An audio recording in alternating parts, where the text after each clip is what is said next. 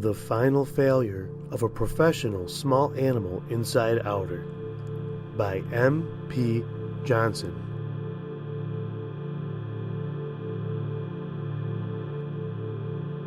For a small animal inside-outer, skill does not always equal success.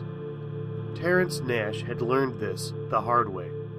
He could turn small animals inside out with the best of them, but where had that gotten him? A workshop in his grandma's basement, and a spot on her couch to rest his head, along with the smallest amount of income, enough to laughingly call himself a professional. He had the skill and the work ethic, but factors in the market made true success nearly impossible. He'd jumped on trends that hadn't taken off, and had ignored others that could have rocketed him to superstardom. Appropriately, his workshop reflected more failures than successes, the most prominent being the cages filled with starving, inside-out squirrels he hadn't been able to sell. He didn't have a heart callous enough to drown them in the sink and dispose of them. Instead, he rubbed powdered acorns on their external stomachs and called them pet names like Rachel and Poulard. He had been certain that they were going to be the next big thing after a Hollywood starlet was seen with one popping out of her designer pink purse.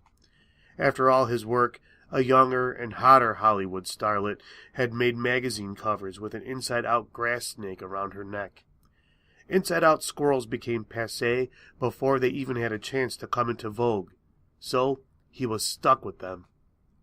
Even his successes had been failures. The Professional Small Animal Inside-Outers Association had recognized him for his skill in inside-outing a bitterong while preserving its buttered popcorn scent. He prized the trophy, but poor Binty had died after 4 years, confined to a cage in the corner of the shop. Nobody wanted to buy the magnificently crafted critter. On the day that Binty died, Terrence had seriously considered torching the shop and returning to work at the mop factory full-time. On days like today, he wished he had gone through with it.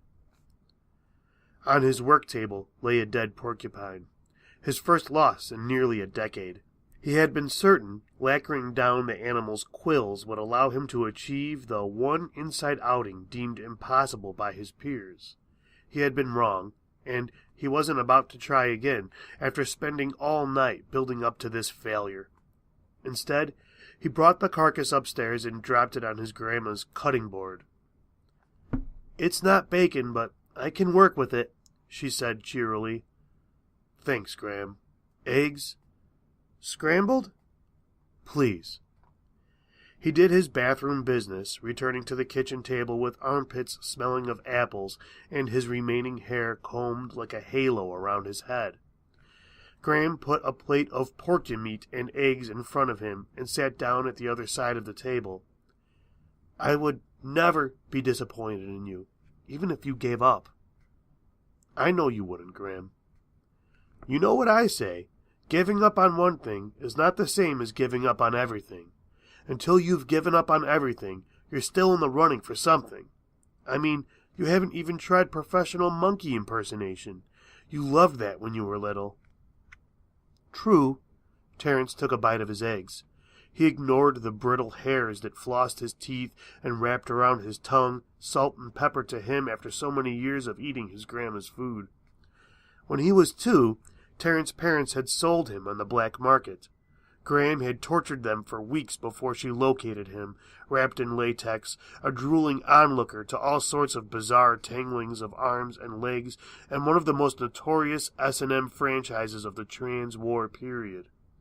This was back when she was still his grandfather, of course, before having her legs blown off by a Republican landmine during the Great Trans-War. Gliding gracefully on stainless steel rods, she was a great warrior and philosopher, an inspiration to Terrence. Still, every now and then, images of ball gags and whips would pop into Terrence's head, arousing and confusing him. After Graham had recovered him, she killed his parents and adopted him. Life had been sunny ever since. or as sunny as could be expected for a legless transsexual with rotten breast implants and a failed small animal inside-outer. Making ends meet had been challenging, but they always did it. Sometimes it meant getting creative with meals. Oak shavings, sautéed in centipede butter, was still a staple. Regardless, Terrence had always been made to feel that he could accomplish anything he put his mind to, and if he didn't accomplish that thing, he could accomplish the next thing. "I've invested so much in Inside Outing, I can't give up yet." Terrence winced as the tip of a quill jabbed his tongue. "Besides, nothing else has jumped out at me." "How can you let anything jump out at you?" His grandma gummed a forkful of eggs and looked at him with raised eyebrows. "What do you mean?" "You know exactly what I mean, Terrence." He did. At the factory, he had concentrated on mop making. In the shop, he focused on Inside Outing. He spent his free time walking around Pewatonka kicking rocks. He had a bad habit of putting his blinders on. "Graham, I need to borrow your golf cart and your driving arms." Graham's driving arms were young, which meant they were old. They were from the first wave Road Grip Incorporated manufactured. At the time, the company made two models, Young Woman and Young Man. Graham's, of course, were Young Woman. She talked about replacing them with a newer model closer resembling the prunish texture of her own arms, but they didn't have the money for such a luxury. Terrence strapped the arms under his own, over his black windbreaker. He secretly liked their smoothness, their long fingers and gorgeous red nails. Once in a while, one of the hands wandered off the steering wheel and ran its fingers through his hair, while the other found its way between his legs. He didn't mind letting his own arms drive on these occasions, provided he was in the right mood. At the moment, he wasn't, so he pointed the battered golf cart downtown and let the driving arms guide him.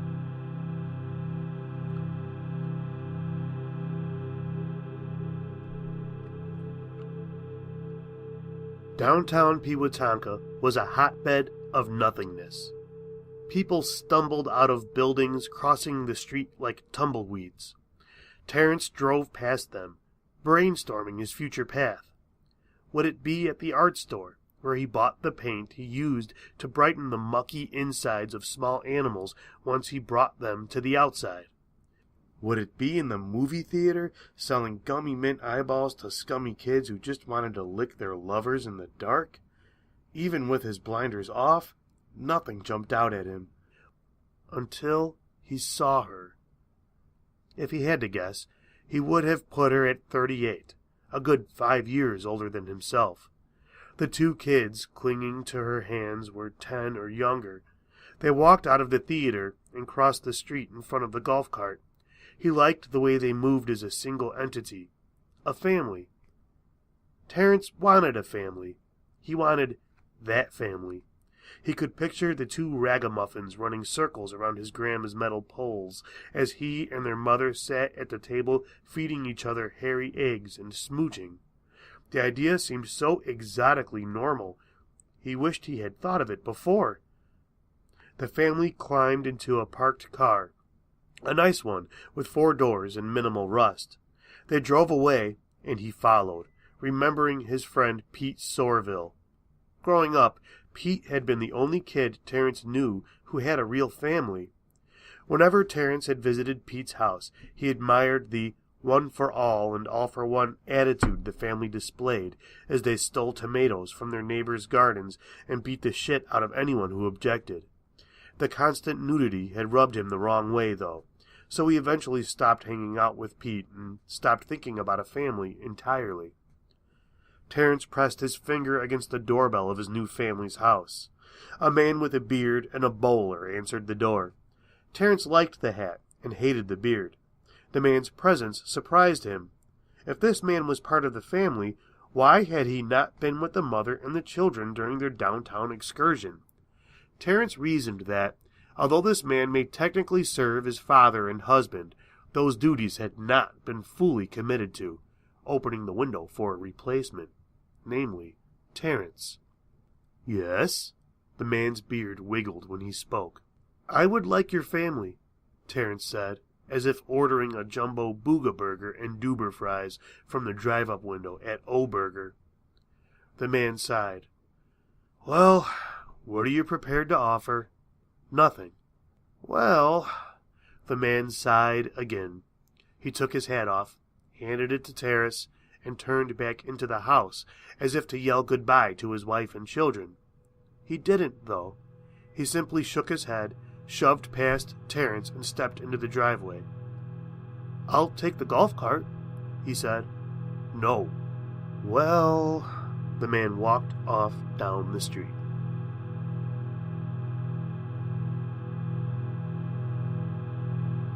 After sitting on the couch with his new hat on his head and a child on each side for 2 hours, Terrence broke the silence.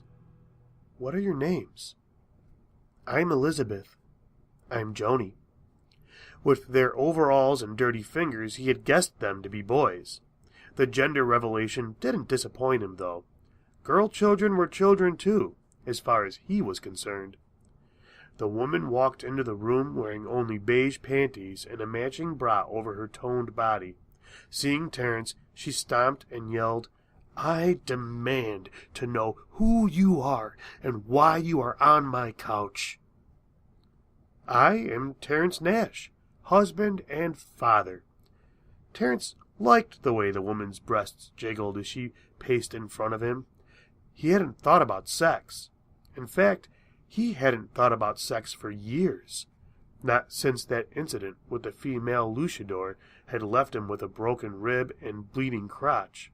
Now, with this woman's gorgeously sun-starved skin in front of him, his crotch got warmer and his boxer briefs got tighter.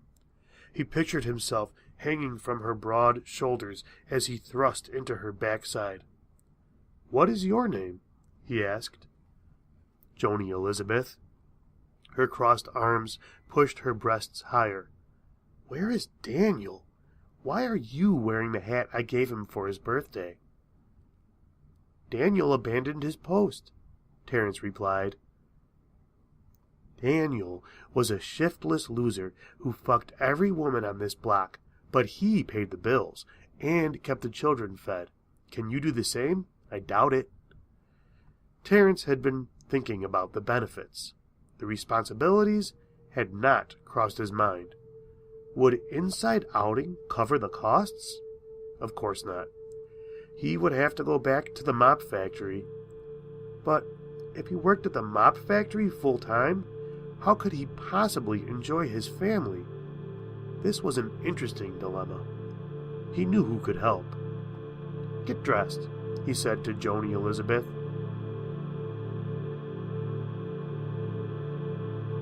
Elizabeth, Joni, and Joni Elizabeth followed Terrence into his grandma's kitchen.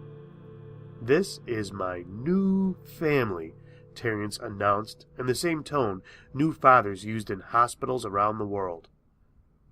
"What do they do?" Graham stood with her hands on her hips, her apron crusted over from years of spills. Terrence looked at them. Elizabeth, the shortest of the children, sat on the floor by Graham's metal rods. Joni stood absolutely still, her mother's hands on her shoulders. Wasn't being a family enough to do? Did they have to do more? He supposed they did things, or things would get boring. "What do you do?" he asked them. Joni Elizabeth shook her head. Joni shrugged her shoulders. Elizabeth said, "I play the flute." She put her lips to Graham's left rod and pretended it was her instrument, whistling an old sea shanty. Graham clapped. 1 out of 3 isn't bad. Is it enough for you, Terrence?" "I don't know." He liked the little one, he knew that. She had energy. Just watching her made him feel energized, too. Of course, if feeling energized was all he wanted, he could have bought a 4-pack of orange wallop soda and let the sugar work its magic on him. He wanted more than energy, and he wanted more than flute playing, but he didn't know what. "Let's start with the basics," his grandma said. "Do you want a wife to have sex with?" Terrence nodded, thinking about Joni Elizabeth in her tan undies, squeezed next to him on the fold-out couch in the living room. Better yet, he could move into her house and sleep with her in an actual bed. He hoped she had a waterbed. Graham turned to Joni Elizabeth and asked, "Do you put out?" She rolled her eyes and said yes, like a child agreeing to take the family dog out for a walk and a piss. "What else do you need from your family, Terrence?" Graham pushed. He said the first thing that came to mind. Gourmet chocolate cake for breakfast every day. His grandma's eyes drooped, and he wished he had said something different. She had made him scrambled eggs every morning for decades, and he always told her he loved them. He did love them, but his subconscious obviously wanted more. "I can make chocolate cake from a box," Joni Elizabeth said. "My chocolate cake is handcrafted using the finest imported Swiss chocolate, fresh farm eggs, and other top-of-the-line ingredients," Elizabeth said, taking a break from her flute playing. Giggling, she slid under the kitchen table and added, "I am also a whiz at cleaning linoleum."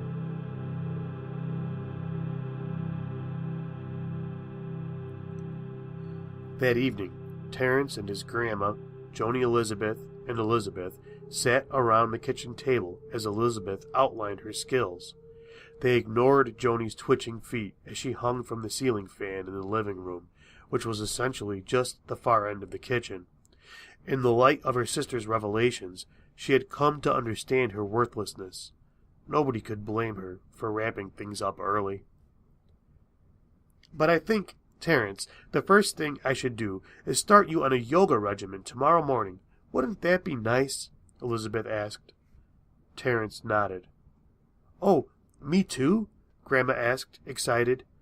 Terrence had not seen her awake after 9 since the time Binty, who had gone brain-dead after being inside-outed like all other small animals, had gotten loose. He had eaten her chocolate laxative powder and almost crapped his insides back in on her sheets. She had waited patiently, not mad in the least, as Terrence cleaned up the mess and put fresh sheets on her bed. "That would be wonderful," Elizabeth replied.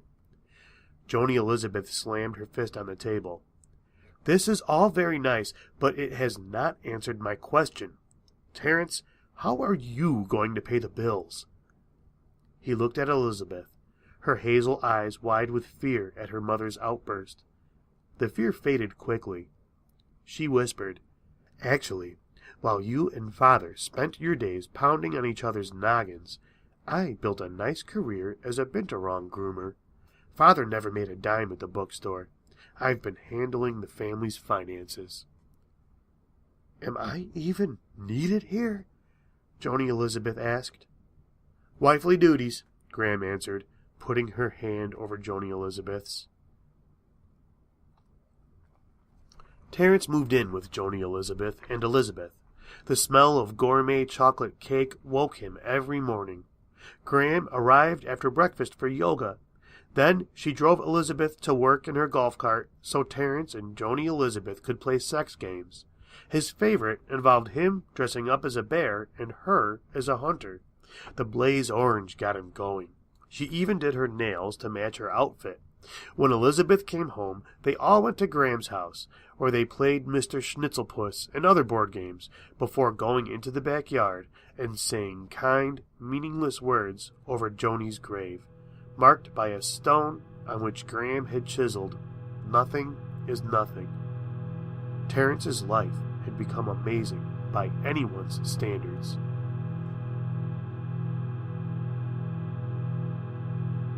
After a year of perfection, he climbed out of his bedroom window in his bear suit and sneaked over to his grandma's house. He masturbated with her driving arms before spending hours in the basement trying to remember how to inside out a robin. How could he forget after only a year? He couldn't remember what to do with the beak. He went through 18 birds before he felt it. Failure. That's what he had been missing. Wonderful failure, and, along with it, the tiniest hope of turning it into success. He grabbed a handful of cold, halfway inside-outed robins and tossed them into the air. They hit the ceiling and rained down on him. He fell to the floor with them. His grandma had fed the inside-outed squirrels while he had been away. They eagerly lulled Terrence to sleep with their slurping and strained breathing. A cold concrete floor and a pillow of dead birds had never felt so good.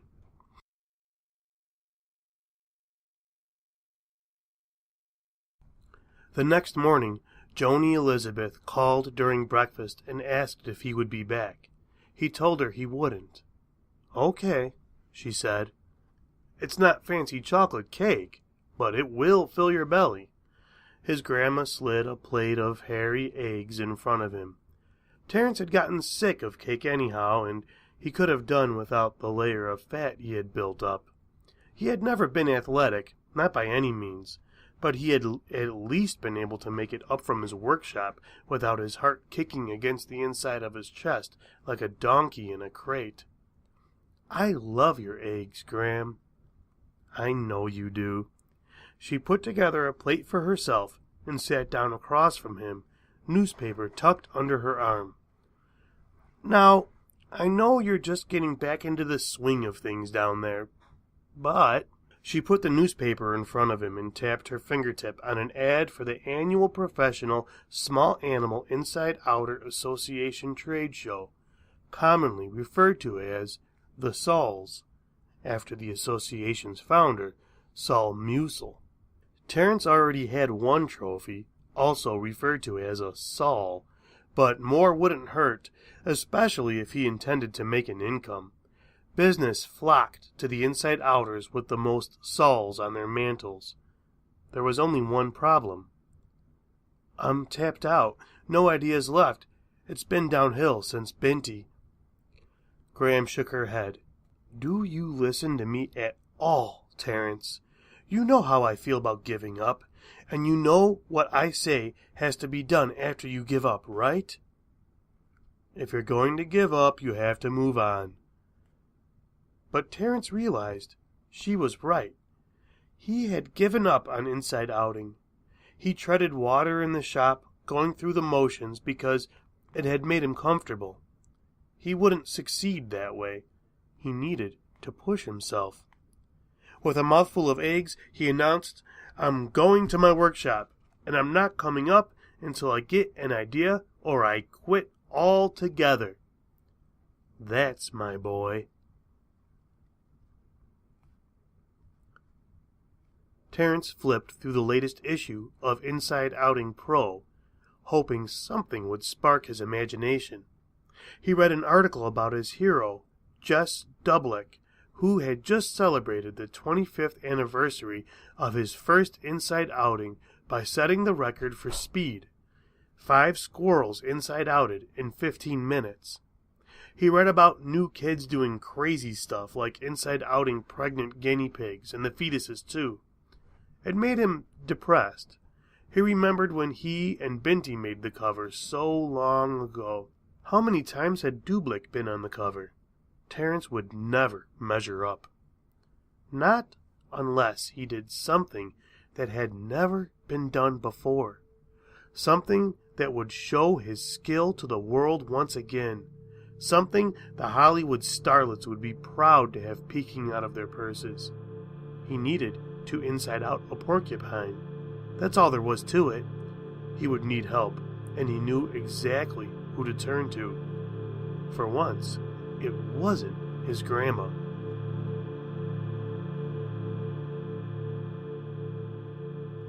Terrence sat in his ex-family's living room, dusty bowler on his head. Everything had been painted pink.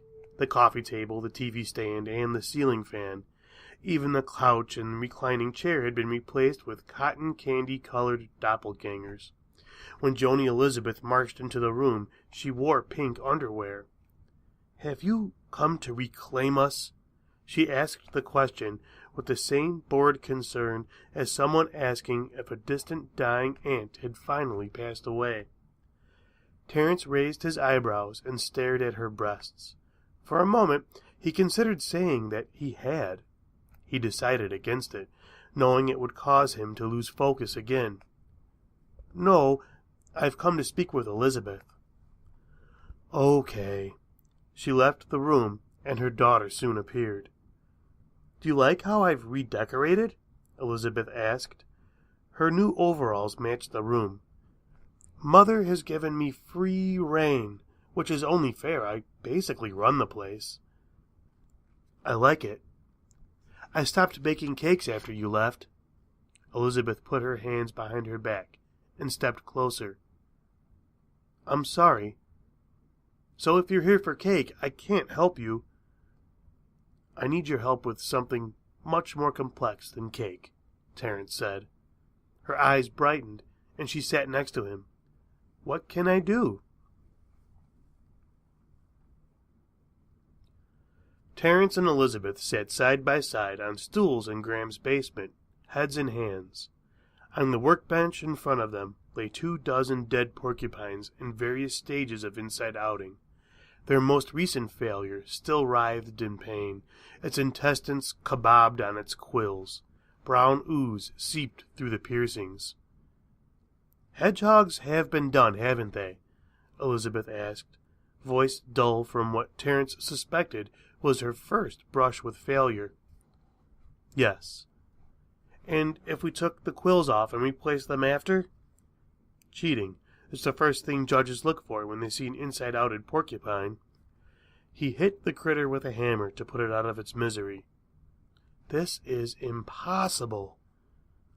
"Nothing is impossible, Terrence." "Bullshit." "With enough time, we could do it. We just don't have enough time." "The show is this weekend," Terrence replied. "We need to go back a step. Inside-outing a porcupine is not your end goal." Elizabeth tapped her little fingers on the gut-stained workbench. Terrence realized she would be able to succeed at anything in this world. Mentally, he could hardly keep up with her. "What do you mean?" "I mean, your end goal is winning, right? That doesn't necessarily require that you inside out a porcupine, does it?" "I guess not." "You'll have to inside out me." "People have been done," Terrence said. "In fact, people were easy inside outs. If he took an inside outed little girl to the show, he'd be laughed at." "Yes, but what happens?" Elizabeth asked. "They're inside outed like any other animal." "But what happens to their minds?" Terrence stood up. The one constant in inside outing was that animals suffered severe brain damage. This wasn't considered a big loss because the animals involved weren't particularly intelligent to begin with. On the other hand, inside-outed humans ended up in care facilities for life. If he could inside out a genius like Elizabeth while keeping her brain intact, he would not only be the star of the show, he'd be the envy of inside-outers around the world. He looked at Elizabeth, and she smiled. Since he had never inside-outed a human, he didn't have the necessary equipment. Thankfully, Jan at Hobby Hobby Timekill had everything he needed. She laughed at him when he told her his plan. Feeling cocky, he slapped her tit and told her she would one day tell her friends she had been touched inappropriately by one of the greatest inside-outers the world had ever known. She yawned. In the basement, Terrence asked Elizabeth to explain everything one more time. "It's very metaphysical," she said, before playing a few notes on her flute, which she insisted on having so she could play afterwards to prove she still had even her most advanced mental abilities. "My brilliance is housed in my brain, but it is not necessarily attached to my brain. After all, you wouldn't ask for a brain implant in order to make yourself more intelligent, would you?" He shook his head. "By concentrating, I intend to move my brilliance out of its current storage facility, my brain, and temporarily house it someplace less susceptible to damage during the inside-out process. My nose." "Okay." Terrence filled a syringe with horse tranquilizer as she took off her pink overalls. Before he could jab the needle into her arm, she slapped it away. "What are you doing?" "Sedating you." Haven't you been paying attention? I've got delicate mental gymnastics to perform. I certainly can't do them if I'm zonked out on ketamine. Elizabeth sounded strong and confident, but looked so fragile without her clothes on. Terrence didn't know if he could handle her screaming. It's going to hurt. I can take it. Terrence nodded and put the crown on her head. Designed specifically for inside-outing humans, the crown looked like a Christmas tree stand. It served a similar purpose, too. It allowed Elizabeth to stand on her head without having to use her arms for balance, while leaving room for the pool rods he lodged into her skull. As she bit through her screams, he held her feet in the air until he had driven the rods into her body. In addition to doing the pulling, they served the secondary purpose of supporting her during the inside-outing process. Finished with the attaching rods to Elizabeth, he latched the free ends to the appropriate parts of the pull engine. One misplaced rod could send her arms through her anus. Unthreading would be tedious. He needed to get it right the first time. When he started the gas engine he had bought at Jan's, he marveled at the thought of his peers using it on small jobs. He preferred the feeling of inside-outing by hand, the sense of accomplishment that came from using his muscles and bones to defy those of another living thing. Squirrels and rats didn't take much effort, of course, but bigger animals, like Binti, required quite a bit of elbow grease, speed, and dexterity. He could have inside-outed Elizabeth by hand, but it wasn't worth the risk. If she got stuck midway with her feet tucked under her ribs, she wouldn't have been able to handle the pain. She would have shut down. Besides, judges at the Sulls assessed the final product. They gave no extra points for handwork.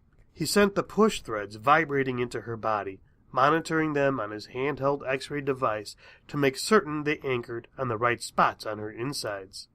Like the pool rods, they needed to be placed perfectly. Even something as seemingly minor as latching a thread to the inside of a kneecap instead of the outside could result in a pretzel, the industry term for an inside-out that got hopelessly tangled along the way. Inside Outing Pro's last 2 pages always featured a gallery of the worst pretzels, some of which qualified as works of art on their own terms. He didn't want Elizabeth to become that type of art, though, so he double-checked his placements. When satisfied, he attached the loose ends of the pull threads to the running engine and asked, "Are you ready?" "I have moved my thoughts, my knowledge, my skills, and all the rest to my nose as planned," she replied, surprisingly calm. Her face turned red from being upside down. "Okey doke." Terrence pushed the button on the engine and closed his eyes. The sound of inside outing reminded Terrence of a plunging of a toilet.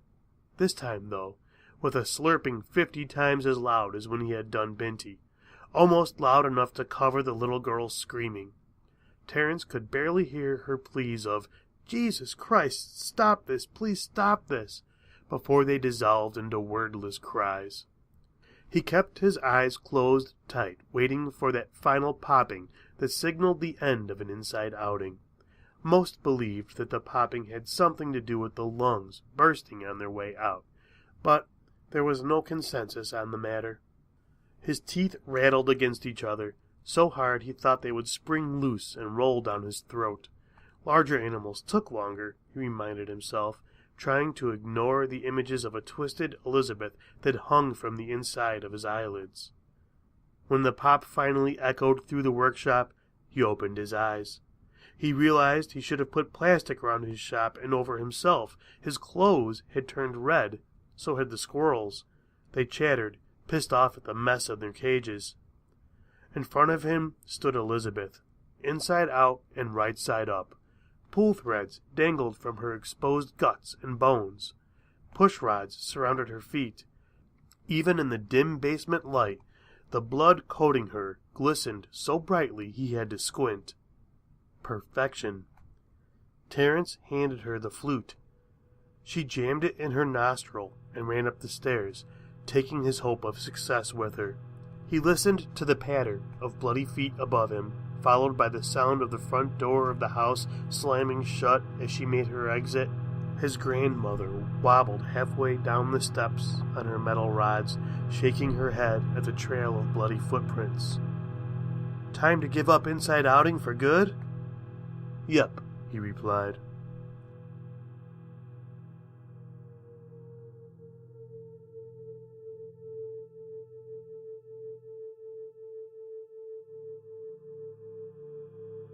M.P. Johnson is the Wonderland Book Award-winning author of Dungeons and Drag Queens, Berserkoids, Nails, and more. Her short fiction has appeared in The Dark Dark Discoveries, Year's Best Hardcore Horror, and many other publications. She has created a variety of zines, including 15 issues of Freak Tension. She's the founder of Weird Punk Books, a press devoted to merging punk rock and genre fiction. Learn more at www.freaktension.com. The music in this episode is by Sealand. You can hear more of their work, including their album Dark Days, at sealand.bandcamp.com.